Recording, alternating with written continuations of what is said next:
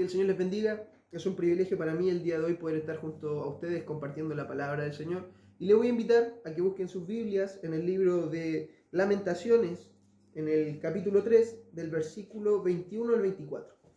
Y la palabra del Señor dice así: Esto traigo a mi corazón, por esto tengo esperanza, que las misericordias del Señor jamás terminan, pues nunca fallan sus bondades, son nuevas cada mañana. Grande es tu fidelidad, el Señor es mi porción, dice mi alma, por eso en Él espero. Lo que acabamos de leer, hermanos, es parte del libro de Lamentaciones, el cual fue emitido principalmente por Jeremías, el profeta, el cual vivió durante el exilio babilónico del reino del sur. Este exilio, hermanos, y el fuerte castigo que Dios instauró en el pueblo a causa de su maldad y de su pecado fue algo muy crudo, hermanos, para el pueblo de Israel. Pero si hay algo que se podía entender de este periodo, era que había sido, y como lo dice bien en Lamentaciones capítulo 1, versículo 8, a causa de la propia maldad del pueblo.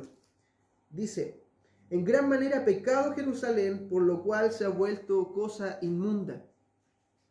Este juicio que había venido a causa de la maldad de Israel era netamente de su responsabilidad, hermanos. El pecado del pueblo había sido tanto que el Señor había decretado este juicio sobre ellos. Y lo leemos también en Lamentaciones 2, versículo 17. Dice: el Señor ha hecho lo que se propuso, ha cumplido su palabra que había ordenado desde tiempos antiguos, ha derribado sin perdonar, ha hecho que se alegre el enemigo sobre ti, ha exaltado el poder de tus adversarios, refiriéndose específicamente a Babilonia. Entonces, hermanos, no era el poder del pueblo, no era la grandeza de Babilonia, sino que era el juicio de Dios a causa del pecado. Entonces, esta situación en la cual el pueblo se encontraba, nosotros principalmente pensamos en cosas simples al mencionar esta historia, pero no podemos dimensionar lo crudo, hermanos, que fue vivir este exilio. Pero si leemos el libro de Lamentaciones, inclusive podemos leer, hermanos, el libro de Jeremías, nos vamos a dar cuenta cuán atroz fue este periodo para el pueblo, cuán terrible y qué cosas se experimentaron durante este castigo. Principalmente, y algo que personalmente me quedó muy grabado, hermanos, lo podemos leer en Lamentaciones 2, en el versículo 20, que dice: mira, oh Señor, y observa a quién has tratado así. ¿Habían de comer las mujeres el fruto de sus entrañas? ¿A los pequeños criados con cariño? Hermanos, esto lo leemos acá y también lo podemos leer en Jeremías 19:9, donde se nos relata, hermanos, que el pueblo, a causa de la necesidad, a causa del hambre, iba a incurrir inclusive hasta en el mismo canibalismo. Entonces fue un periodo atroz para el pueblo, y en este periodo Jeremías narra esta lamentación, y lo que acabamos de leer se antecede por dolor, hermanos, y lo podemos leer principalmente al principio del capítulo. Dice: yo soy el hombre que ha visto la aflicción bajo la vara de su furor. Eso dice el versículo 1 del capítulo 3. O también podemos leer en el mismo versículo 20 del capítulo 2: habían de ser muertos en el santuario del Señor el sacerdote y el profeta, y hacen por tierra en las calles jóvenes y viejos. Mis vírgenes y mis mancebos han caído a espada, has matado en el día de tu ira, has hecho matanza, no has perdonado. El juicio que estaba viviendo el pueblo de Israel era terrible, hermano. Había muertes, había, como ya lo habíamos mencionado, canibalismo. Era una época de mucho sufrimiento y de esclavitud para el pueblo. Todo esto antecedido por la maldad y por la infidelidad que el pueblo había tenido hacia Dios. Nosotros como hombres comúnmente, hermanos, y me imagino que cada uno de los hombres que han vivido a través de la historia, tenemos la tendencia a deshacernos de nuestra responsabilidad y de nuestra maldad delante de Dios y querer, hermanos, culpar a los demás o culpar al resto, culpar a las circunstancias a causa de nuestro pecado.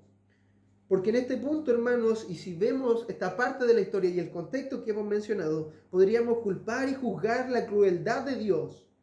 Pero no debemos olvidar, hermanos, de que no es la crueldad de Dios, de que no es la maldad de Dios, sino que es la maldad de cada uno de nosotros las que nos ha llevado, hermanos, a cada una de las circunstancias terribles en las que estamos. Es nuestro propio pecado, hermanos, el que nos hace vivir consecuencias. Es la que nos hace vivir, hermanos, nuestra maldad, la que nos lleva a puntos en los cuales nuestras vidas sufren, nuestra alma sufre.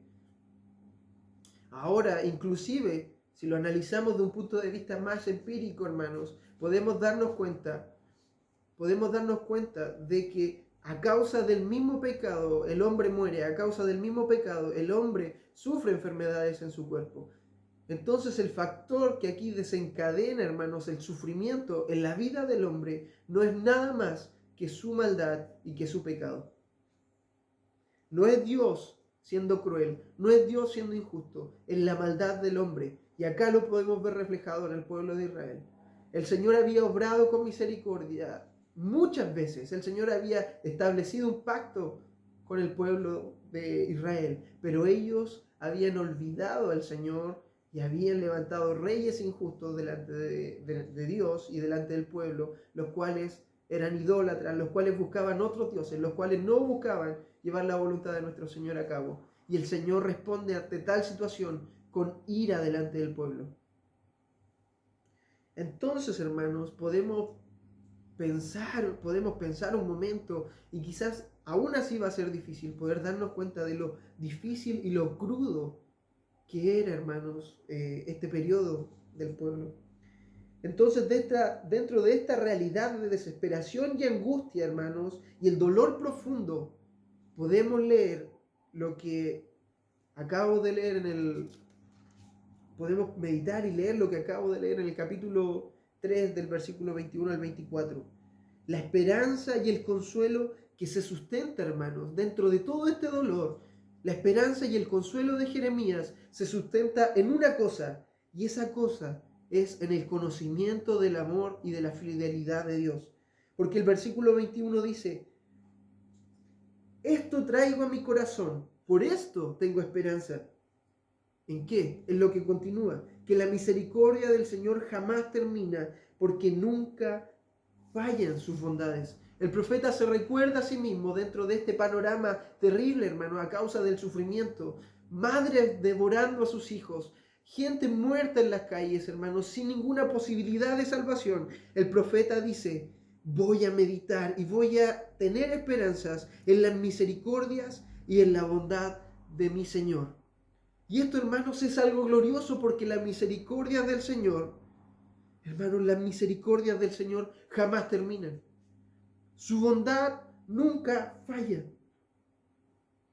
¿Por qué, hermanos? Porque pese a que el pueblo aún estaba viviendo esta situación, pese a que el pueblo aún estaba siendo parte del oprobio, el pueblo, hermanos, no había sido destruido al 100%. El pueblo no había sido consumido, y es más, el pueblo aún tenía esperanza de en algún tiempo volver a ser reconstruido. Y es algo factible, porque lo leemos en Ezequiel, en el libro, lo leemos más adelante, hermanos, en el libro de Esdras, en el libro de Nehemías. Leemos cómo el pueblo es reconstruido. Entonces, la bondad del Señor en ese momento, Jeremías decide confiar.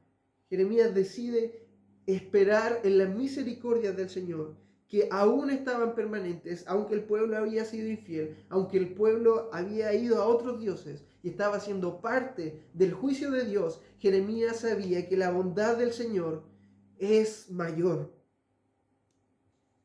Las bondades del Señor, hermanos, son infinitas, y su salvación llegará tarde o temprano.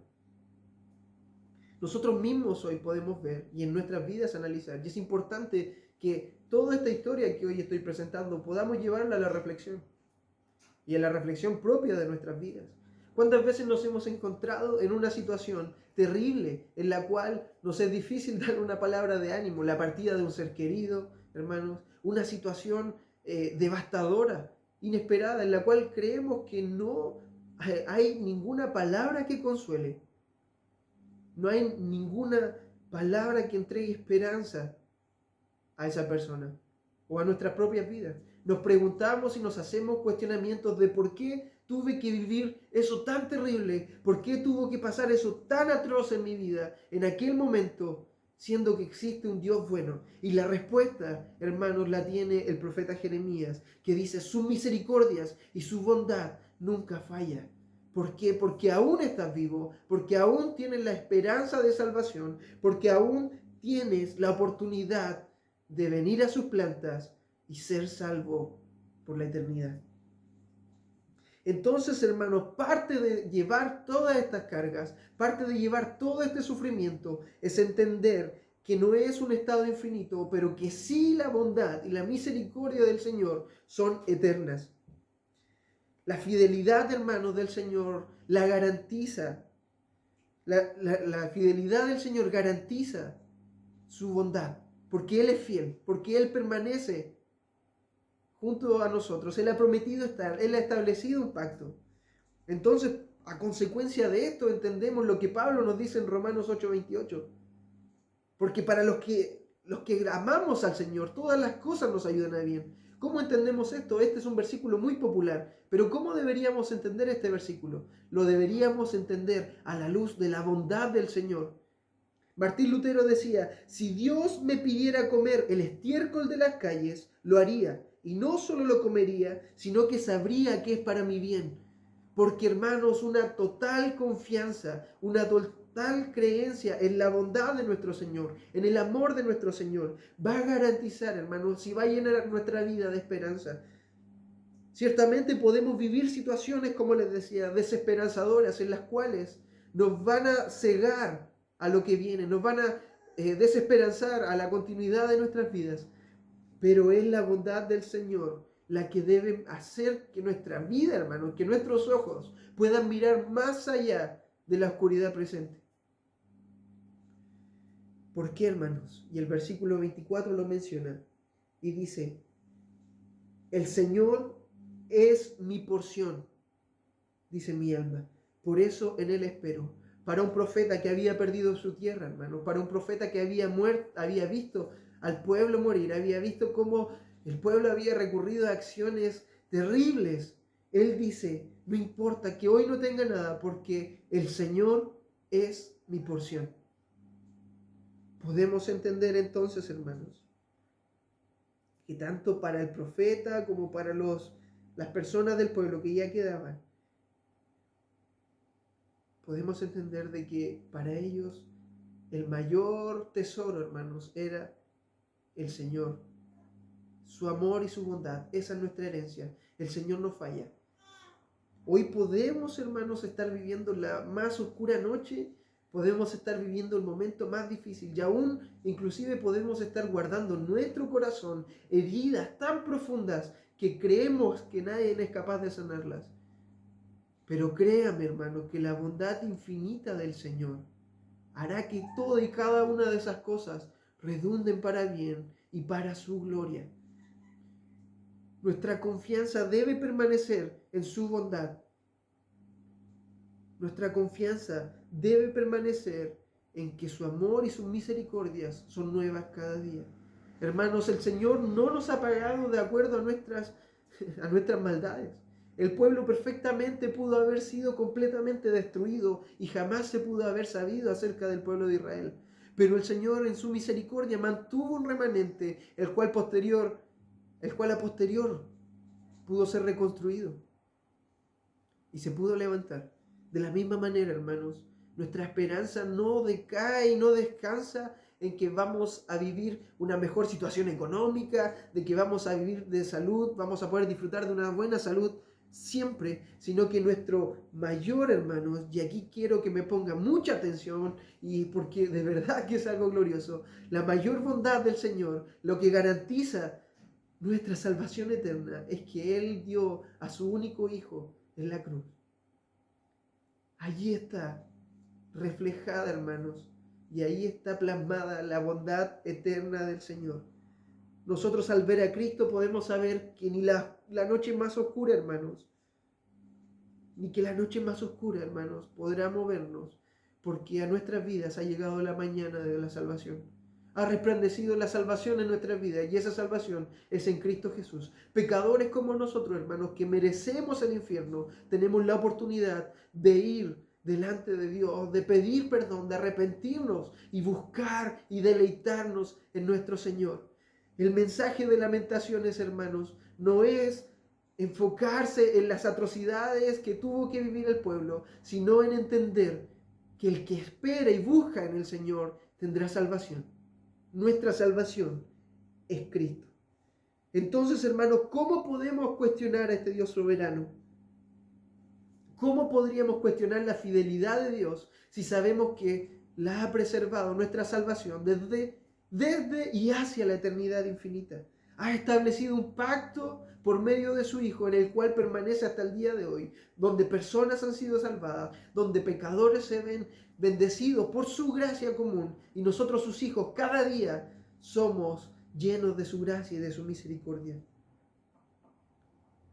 Hermanos, en estos tiempos de angustia, en estos tiempos de difícil llevar o de situaciones que creemos que no tienen respuesta, quiero decirle y quiero que por favor se pueda consolar en la bondad de nuestro Señor. Lamentaciones capítulo 5, el versículo 19, ya para finalizar, dice: Mas tú, oh Señor, reinas para siempre. Tu trono permanece de generación en generación. Porque el Señor reina. Él es el Dios soberano. Él es el Dios lleno de amor y de misericordia, el cual aún en la noche más oscura hace permanecer su misericordia y su bondad para con nuestras vidas. El mayor reflejo de esto para nosotros es a su Hijo en la cruz, muriendo por nuestros pecados. Le invito a orar. Padre, voy delante de tu presencia, Señor, para darte las gracias por este mensaje. Señor, por favor, haz que podamos ver en nuestros corazones, Señor, y en nuestras vidas, Señor, a Cristo, porque Él es tu bondad, Señor, reflejada. Él es tu gracia, Señor, encarnada, Padre Celestial. En Él podemos ver cuán gran amor tuviste por nosotros, Señor, y que no hay nada más atroz, no hay nada más terrible que pueda pasar en nuestras vidas, Señor, porque tú, tarde o temprano, harás resplandecer, Señor, harás resplandecer y harás, Señor, que en nuestras vidas llegue esta paz eterna. Señor, esperamos ansiosos, Señor, tu venida, esperamos, Señor, estar contigo en la eternidad. Sobrellevamos cada una de las cosas terribles, Señor, que quizás podemos vivir, aquellos dolores, Señor, aquellas enfermedades a causa de la naturaleza caída del hombre. Las sobrellevamos, Señor, porque queremos esperar en tu bondad, queremos meditar en tu misericordia, Señor. Tú eres nuestra porción, Padre Celestial, tú eres nuestra herencia, nuestra tierra, Padre Celestial, no las cosas que podemos tener acá, sino que eres tú, Señor, nuestro mayor tesoro. Padre bendito, te doy gracias por esta reflexión. Permite que mis hermanos, Señor, puedan meditar en esto. Bendícenos, Padre Celestial. Danos más de ti cada día. Permite que nuestras vidas puedan glorificarte, Señor. Todo esto te lo pido, Señor, en el nombre de Jesús. Amén. Que el Señor le bendiga, hermano.